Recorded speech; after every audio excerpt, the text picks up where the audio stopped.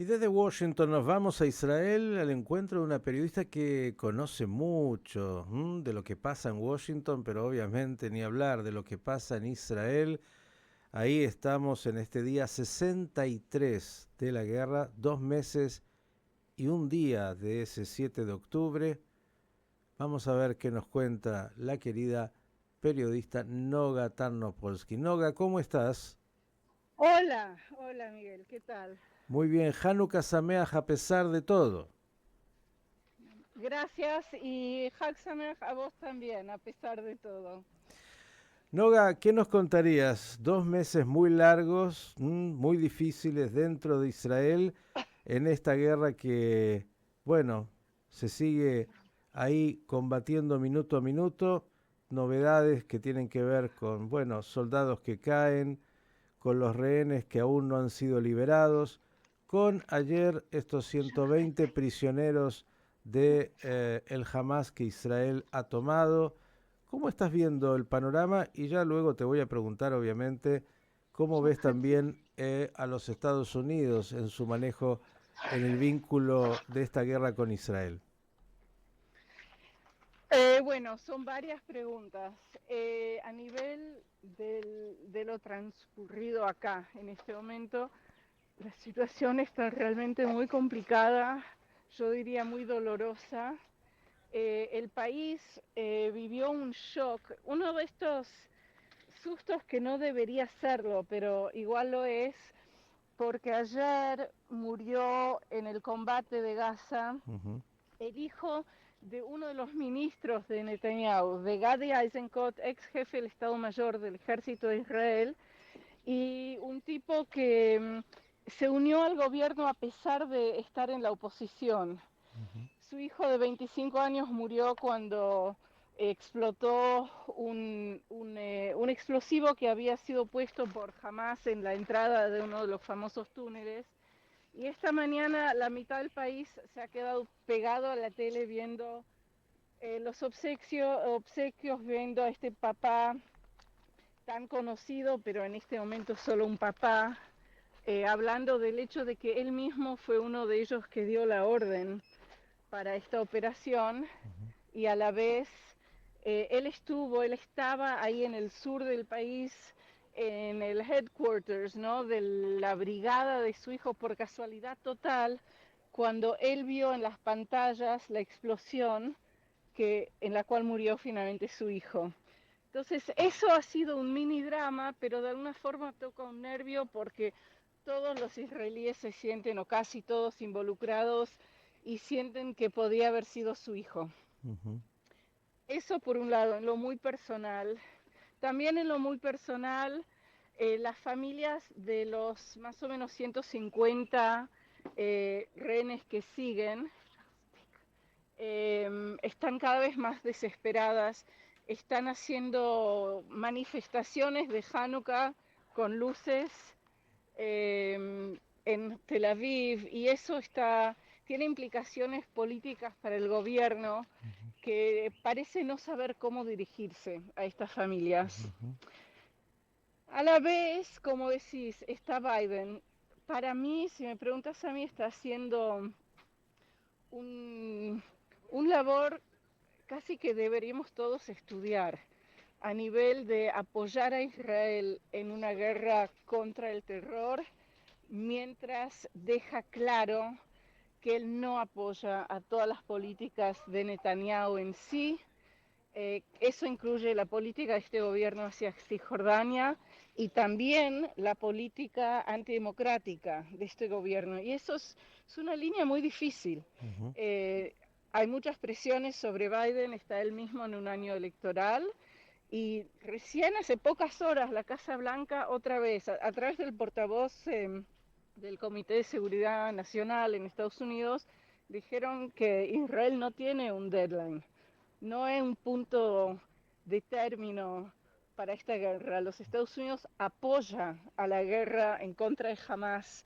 Muchos países quisieran ver a Hamas terminar, acabar su vida como entidad terrorista guión política, pero a la vez hay una crecida de presión sobre Israel a nivel de la catástrofe humana que se está viendo en Gaza. Noga, el frente interno israelí, más allá de la desesperación de los familiares y amigos de los rehenes, que es muy comprensible, e incluso por ahí la falta de sensibilidad, empatía de los referentes políticos para con ellos, sigue ese espíritu macabeo fuerte de saber que no hay alternativa y que hay que doblegar al Hamás. Yo creo que sí, yo no he escuchado otra cosa. Pero también tiene distintos aspectos, es decir, cada vez hay más voces israelíes que dicen primero salvar los rehenes y después acabar con Hamas. El problema es que nadie está explicando a los israelíes que eso no necesariamente es posible. Como el gobierno está hablando tan poco, cada uno se imagina lo que quiere. Entonces hay una sensación de que yo no creo que sea verídica, que sea reflejada en la verdad, pero hay una sensación creciendo de que el gobierno podía haber hecho otro acuerdo similar al que trajo la tregua de una semana para liberar más rehenes y no lo hizo. Mi impresión, para serte sincera, es que ese acuerdo no existe, que jamás no ofreció a Israel una posibilidad real de seguir la tregua y eso obviamente despierta mucha preocupación sobre la situación de esos rehenes en sí, y la Casa Blanca también se ha dirigido a ese tema. Pero como nadie está hablando claramente con los israelíes, se está dando esta sensación de que el gobierno no hizo todo. Entonces están los que dicen hay que pelearse, hay que entrar en este combate hasta terminar con esta organización, y hay otros que dicen primero sacar los rehenes, y la verdad es que ninguna de esas demandas tiene una buena respuesta o formal respuesta en este momento. Un problema claro de comunicación y de comprensión, como lo estás planteando, de lo que se requeriría en un momento y en un dilema tan complejo y tan difícil. Trascendió en las últimas horas que habría habido un comando especial de Israel que intentó, pero que no logró rescatar a un grupo de rehenes. ¿Esto también lo viste en la prensa israelí? Yo no lo vi. Se ha escuchado de vez en cuando ese tipo de rumor, lo he escuchado en distintos momentos, lo escuché de una forma muy desgarradora hace unas 2 semanas, hablando específicamente de un comando que tenía que haber liberado o estaba planeando liberar la familia Vivas, que es ese caso tan famoso, una familia argentino-israelí con mamá, papá y 2 nenes de pelirrojos, que la foto ya es muy conocida, pero no he escuchado algo específico en el día de hoy. Bien, ayer Israel, bueno, desde el punto de vista militar, tuvo una novedad que hasta ahora no se había dado, que es que se rindieron combatientes del Hamas, algo así como 120 que habrían sido trasladados como prisioneros a las cárceles de Israel. Esto es sí un aspecto importante. ¿Cómo se analiza eso? En Israel ha recibido poca atención relativo a las noticias que tuvo que ver con la guerra, con las pérdidas, con los soldados que cayeron en estas últimas 24 horas, pero es interesante, el ejército israelí publicó esas imágenes como parte de una guerra yo diría, de psicología, para tratar de enfatizar frente al mundo árabe y frente a los gazawis mismos que jamás se está destruyendo, se está autodestruyendo, que sus combatientes se están rindiendo. Pero lo que pasó casi inmediatamente en esos mismos medios y esos mismos medioambientes que Israel quería impactar, salió en Twitter, se veía, pero en todas partes del cibermundo, se veía que el argumento era, no, Israel está deteniendo a cualquier joven. Acá hay un periodista, acá hay un médico, se pseudo identificaban gente. Y al final creo que yo no sé, yo supongo que Israel ha detenido a muchos más combatientes de Hamas, terroristas de Hamas en estos días de guerra, y no siempre le ha dado publicidad. Pero este intento de darle publicidad, no sé si tuvo éxito en el público al cual querían llegar. Bien, importante esto que nos estás diciendo para entender de que la guerra tiene diversos aspectos. Está el aspecto del combate, el combate mediático, el combate en la opinión pública, el combate contra la psicología del enemigo. Todo es parte de la tragedia de la guerra. Noga, la última, que es la que ayer me preguntaba un periodista desde México. Y el día después, porque en algún momento va a aparecer ese día después, ¿qué va a Sí, pasar con Gaza? bueno, a ese nivel hoy salió una noticia muy interesante eh, y un poco preocupante para los que observamos sobre todo a Israel. Salió la noticia de que Washington ya está planeando el futuro de Gaza, un futuro por ahora teórico post-Hamas, con la autoridad palestina. Eso en principio no debería preocupar tanto, pero lo interesante es que en esas conversaciones el gobierno israelí no está. Mm.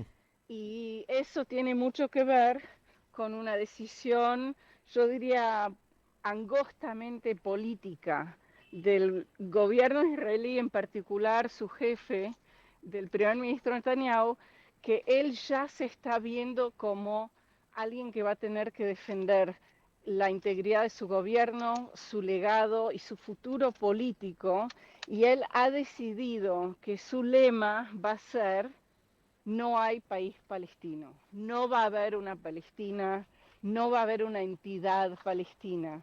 Entonces, como él, el único mensaje que saca él enfrente de los pedidos norteamericanos, europeos, de por lo menos imaginar un futuro posible palestino para Gaza sin Hamas, enfrente de su no absoluto, estas conversaciones están teniendo lugar sin Israel. Ahora, eso causa una situación de mucha confusión para los israelíes, para los cuales quién va a ser el mandatario sobre Gaza es muy importante. Ujú. Preguntas y más preguntas, la incertidumbre que es la tragedia de la guerra. Querida Noga, como siempre, un lujo tenerte, el análisis, la mirada, y te agradecemos. Sé que estás ahí en Jerusalén caminando por las callecitas antes de Shabbat y de Hanukkah. Me imagino que a pesar de la guerra, algún ambiente de Hanukkah debe haber en las calles y el mensaje tan potente de la festividad, particularmente esta, se debe sentir en estos días, ¿no? Sí, ayer fue la primera vela de Hanukkah, pero debo decir que la atmósfera es una atmósfera en una sociedad en guerra. Ujú. Ayer, en un lugar que seguramente conoces, lo que se llama la primera estación, vendría a ser algo como, no sé, una versión chiquitita de la costanera en Ujú. Jerusalén, con negocios, tiendas, restaurantes. En el centro de la ciudad hubo un evento para Hanukkah, pero no fue el evento alegre de siempre, sino que fueron canciones de himnos. Hay muchas familias tocadas. En mi propio barrio hay familias que perdieron hijos en combate, hay varias familias que tienen hijos rehenes, y uno siente, salís a las calles una tarde, aún la primera noche de Hanukkah, y lo que sentís es una atmósfera, yo diría, sombro, digamos, una atmósfera de guerra, es como si todo lo verías en este momento en sepia y no de color. Qué buena descripción. Claro que sí, un país en duelo, en guerra, y todavía tendrá que pasar mucho tiempo hasta que, aunque haya resiliencia, se vuelva a cierto grado de normalidad. Noga, desear que pronto la luz de Hanukkah y los milagros y todo lo bueno llegue para que con esos desafíos tan grandes que tiene Israel se puedan ir resolviendo uno a uno. Un gran cariño y el agradecimiento. Hanukkah Sameach a Gracias pesar a de todo y vos. Shabbat Shalom. Gracias y Hanukkah Sameach a todos. Noga Tornopolsky, periodista que nos dio un panorama amplio, diverso, de los frentes, por decirlo así, que vive Israel en este desafío de la guerra.